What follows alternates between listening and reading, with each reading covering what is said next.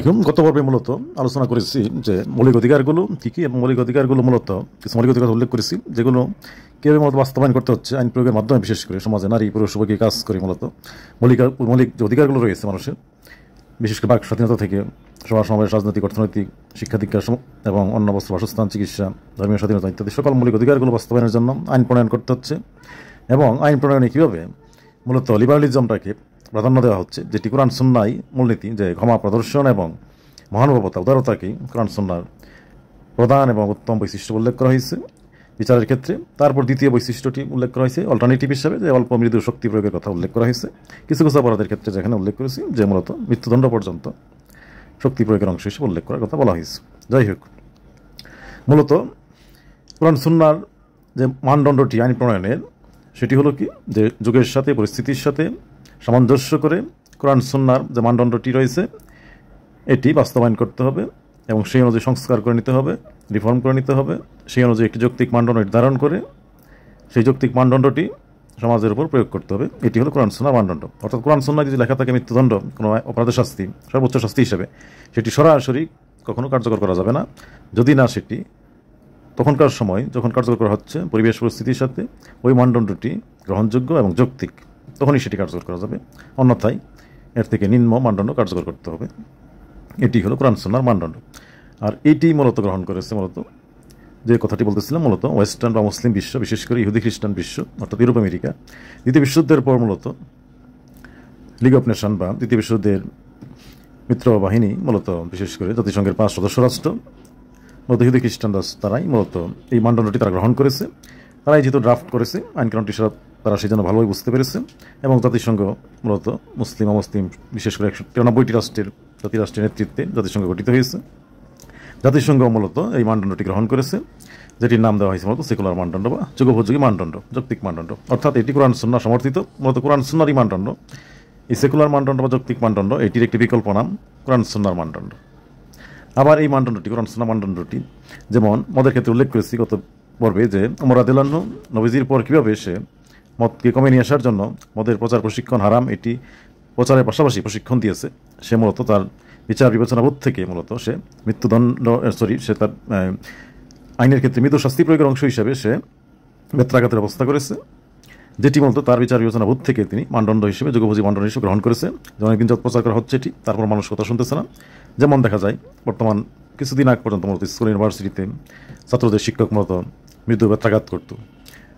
ঠিক এই জিনিসটি তখনই ওমর রাদিয়াল্লাহু আনহু মূলত এই মৃদু বেত্রাঘাত চালু করেছিলেন শিক্ষক হিসেবে, বিশেষ করে ছাত্রদের, বা যেহেতু তিনি মূলত খলিফা হিসেবে, প্রধান ধর্মগুরু হিসেবে মূলত এক প্রকার শিক্ষকই ছিলেন, সেই হিসেবে মূলত আইনে রাষ্ট্র মূলত দায়িত্ব নিয়েছে জনগণের মঙ্গলের জন্য। অর্থাৎ রাষ্ট্র একটি গার্ডিয়ান বা অভিভাবক বা শিক্ষক, জনগণ সেখানে ছাত্র। অর্থাৎ বর্তমানে যে বিষয়টি এসেছে, শিক্ষা দীক্ষা, জ্ঞান বিজ্ঞান, সায়েন্স টেকনোলজির ব্যাপক প্রসারের ফলে মূলত গোটা পৃথিবী মূলত এক সেকেন্ডের মধ্যে মূলত গোটা পৃথিবীতে শিক্ষা দীক্ষা সংস্কৃতি মুহূর্তে পৌঁছে দেওয়া যাচ্ছে। অর্থাৎ জনগণকে, বিশ্ব জনগোষ্ঠীকে, 1000 কোটি জনগোষ্ঠীকেই দ্রুত সময়ের মধ্যে শিক্ষিত করার সুযোগ তৈরি হয়েছে এখন জ্ঞান বিজ্ঞান, সায়েন্স টেকনোলজি, মিডিয়া ইত্যাদি কল্যাণে। যে জিনিসটি তখনকার সময় 1400 বছর আগে সম্ভব ছিল না, সেক্ষেত্রে তখন মূলত মৃদু শক্তি প্রয়োগের বিষয়টিও সাথে রাখা হতো। ক্ষমাকেই প্রাধান্য দেওয়ার পাশাপাশি মৃদু শক্তি প্রয়োগের বিষয়টি অল্প আকারে ছিল, যেটি মূলত এখন এসে একদমই প্রায় স্কুল ইউনিভার্সিটি থেকে বর্তমান সভ্যতা 21শ শতাব্দীতে স্কুল ইউনিভার্সিটি কোথাও বেত্রাঘাত দূরের কথা ধমক পর্যন্ত আজকাল ছাত্রদের দেওয়া হয় না। অত্যন্ত জ্ঞান বিজ্ঞান, সায়েন্স টেকনোলজি, অত্যন্ত প্রযুক্তি, এগুলো উপস্থাপনের মাধ্যমে এক প্রকার শিক্ষক এসে খেলে ছাত্রদের অত্যন্ত যত্নের সাথে পাঠদান করে থাকে, যেটি মূলত আধুনিক সভ্যতা বলা হয়ে থাকে বা উন্নত সভ্যতা, যে মানবজাতি দীর্ঘদিন ধারাবাহিকতা উন্নত সভ্যতায় এসে পৌঁছেছে সায়েন্স টেকনোলজি ইত্যাদি কল্যাণে। ঠিক এই বিষয়টি মূলত ইহুদি খ্রিস্টান তারা গ্রহণ করেছে।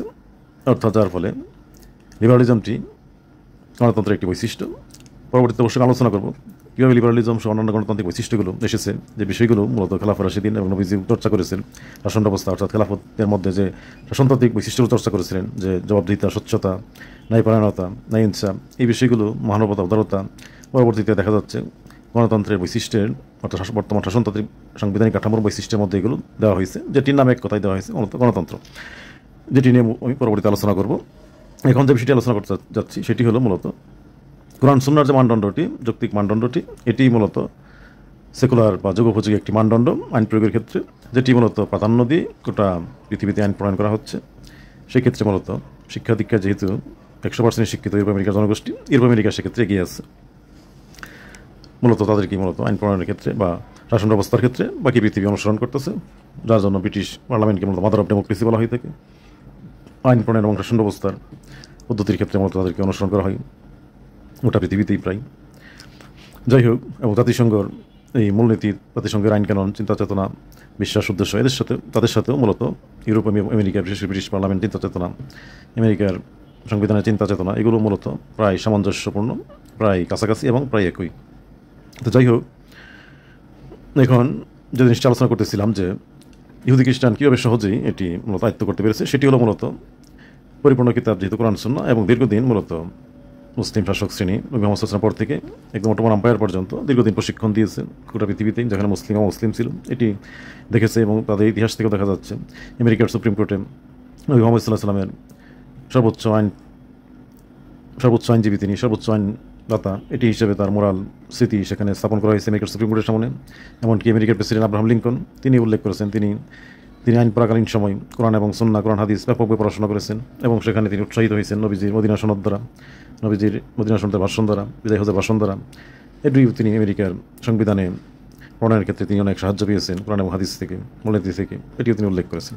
যার ফলেই মূলত দেখা যাচ্ছে ইউরোপ আমেরিকার গণতান্ত্রিক বৈশিষ্ট্য, শাসনতান্ত্রিক বৈশিষ্ট্য, আইন প্রণয়নের পদ্ধতি, জাতিসংঘের উদ্দেশ্য, লক্ষ্য, মানবাধিকার, সুশাসন, মূলনীতি, বিশ্বাস ইত্যাদি সবগুলোই মূলত কোরআন সুন্নাহর যে মানদণ্ড রয়েছে, নবী মুহাম্মদ সাল্লাল্লাহু আলাইহি ওয়াসাল্লাম, খেলাফা রাশিদিন, তাদের যে বৈশিষ্ট্য মানদণ্ড ছিল, এগুলোর সাথে কাছাকাছি প্রায় এক প্রকার একটি বিকল্প শব্দে, বিকল্প ভাষায় যুগোপযোগী ভার্সন মাত্র, অর্থাৎ যার ফলে এটি কোরআন সুন্নাহর সাথে মিলে, কোরআন সুন্নাহর সাথে সামঞ্জস্যপূর্ণ।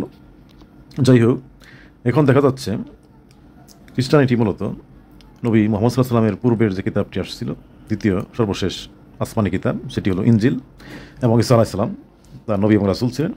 ঈসা আলাইহিস সালামেরও মূলত কীভাবে যৌক্তিক একটি মানদণ্ড নির্ধারণ করতে হবে সমাজ ব্যবস্থাপনায়, কোনো একটি বিষয়ে জাজমেন্ট দিতে হবে, এটি মূলত তিনি ভালো প্রশিক্ষণ দিয়েছিলেন।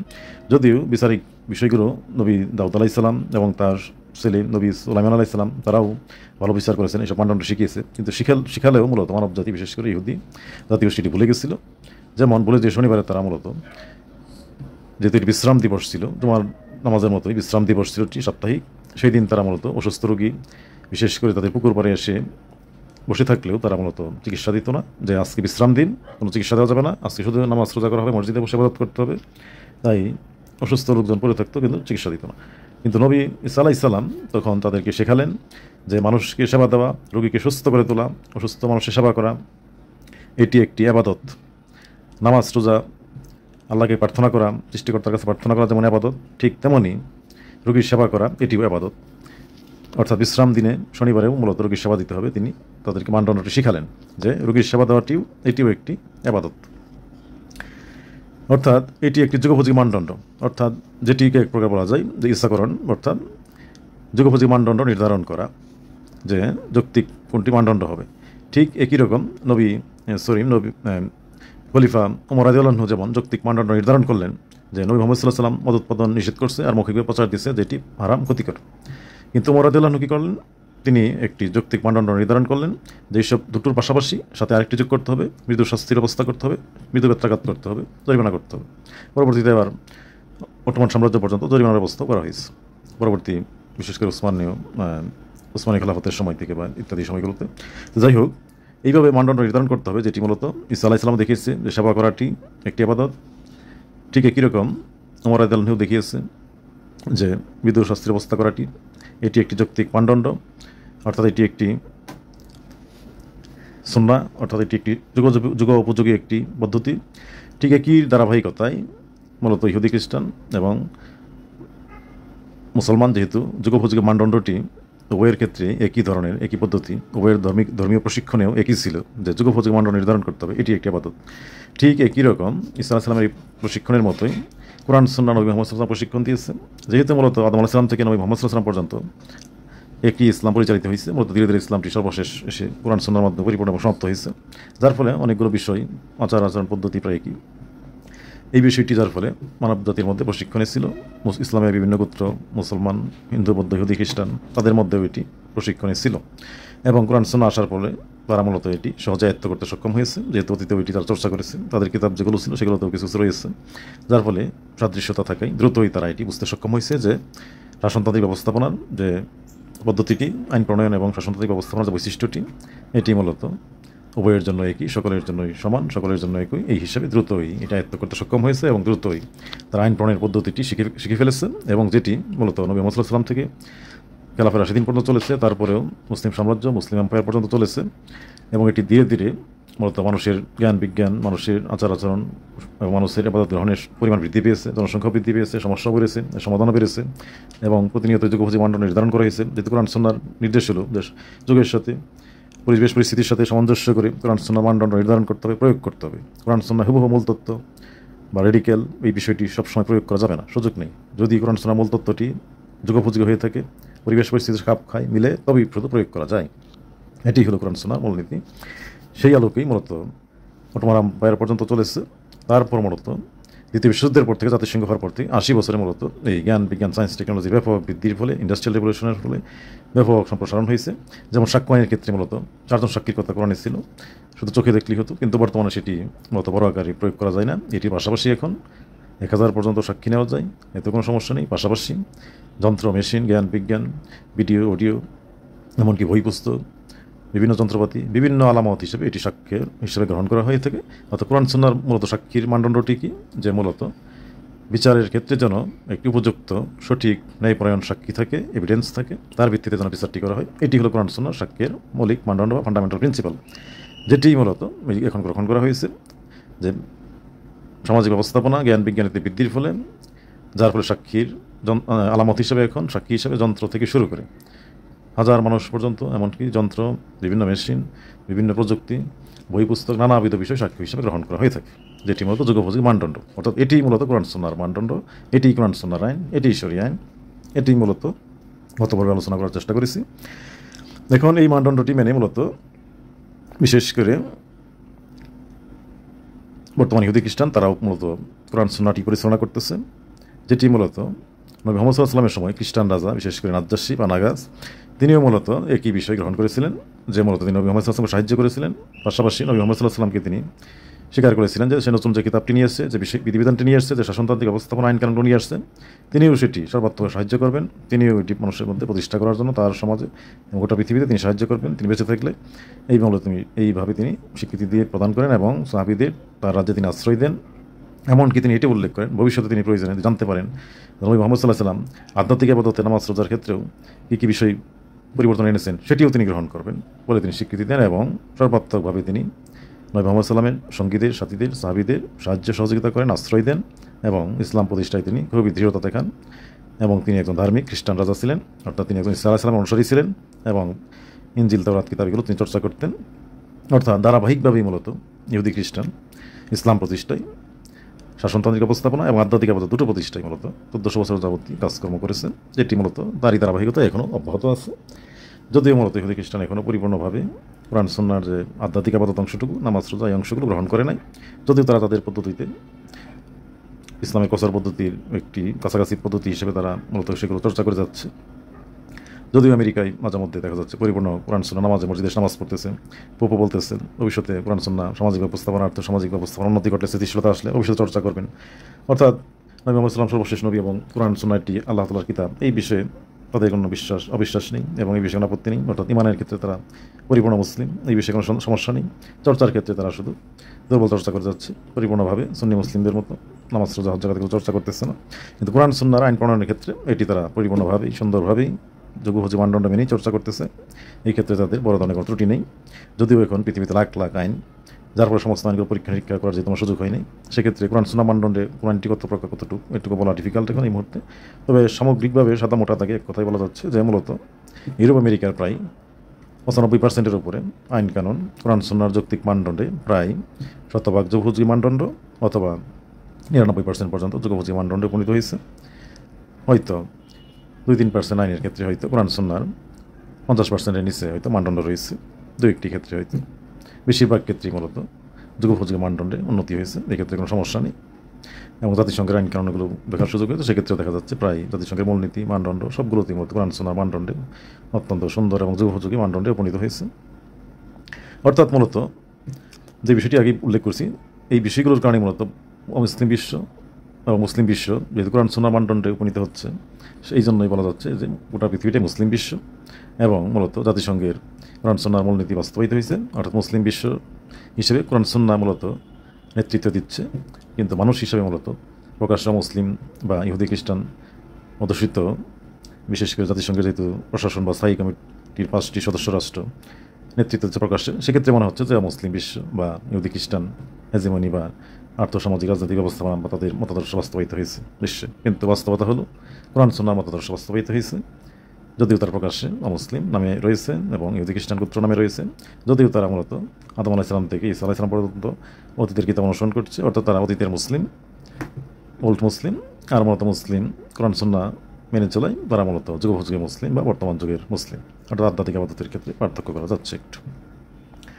আর অমুসলিম তথা এন্টি ক্রিয়েটর অর্থাৎ ওল্ড মুসলিম বা বর্তমান যুগোপযোগী মুসলিম কোনো মুসলিমই নয় তারা, এরকম মানুষের সংখ্যা পৃথিবীতে নাস্তিক খুবই কমই রয়েছে, হাতে গোনা হতো কয়েকশো হতে পারে।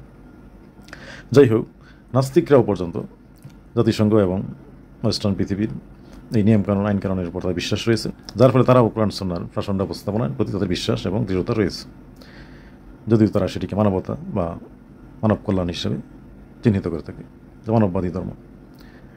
যাই হোক, এই কথাগুলি উল্লেখ করা হলো মূলত এই পর্বে।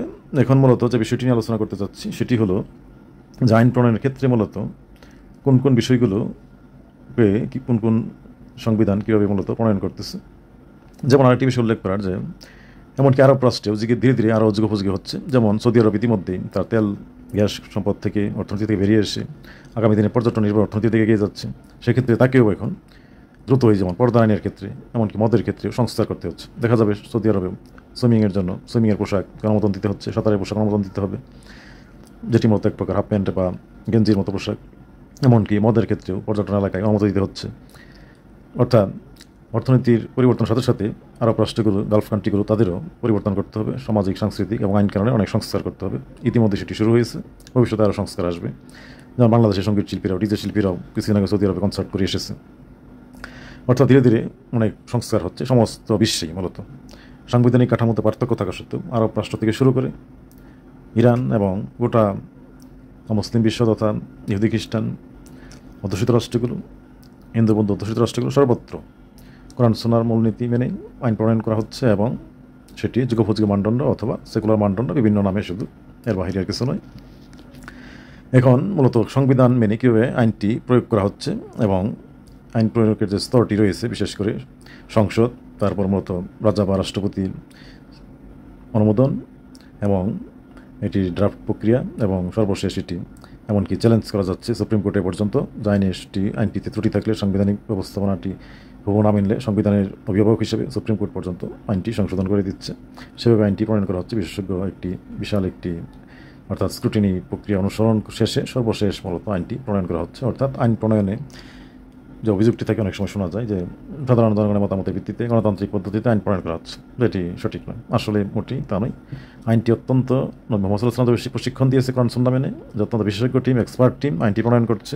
ঠিক একই রকম বর্তমানেও অত্যন্ত, আমি সেটি দেখাবো ভিডিও আমার পরবর্তী পর্বে, যে কীভাবে মূলত আইনটি প্রণয়ন করা হচ্ছে একদম ড্রাফট থেকে শুরু করে বিশেষ করে একদম রাষ্ট্রপতি পর্যন্ত, প্রেসিডেন্ট পর্যন্ত, রাষ্ট্রপ্রধান পর্যন্ত, তারপর এমনকি সুপ্রিম কোর্ট পর্যন্ত এটি নিয়ে শুনানি শেষে আইনটি চূড়ান্তভাবে প্রণয়ন করা হচ্ছে সংবিধান মেনে এবং কোরআন সুন্নাহর মূলনীতি মেনে। যেহেতু কোরআন সুন্নাহর মূলনীতি অনেকগুলো রয়েছে, সেক্ষেত্রে একটি মূলনীতির মধ্যে হলেও আইনটি পড়তেছে, আইনটির মানদণ্ড যুগোপযোগী মানদণ্ডে উপনীত হচ্ছে এবং কোরআন সুন্নাহর একটি মানদণ্ডের মধ্যে উপনীত হচ্ছে, যার ফলে মূলত বর্তমান বিশ্বে সমস্ত আইন কানুনই কোরআন সুন্নাহর মানদণ্ডে একটি না একটি মানদণ্ডে মূলত উপনীত হচ্ছে, যার ফলে এই আইন কানুনগুলোকে কোরআন সুন্নাহর মূলনীতি মেনেই আইন প্রণয়ন করা হচ্ছে বলেই ধরে নেওয়া যাচ্ছে, বিবেচনা করা যাচ্ছে।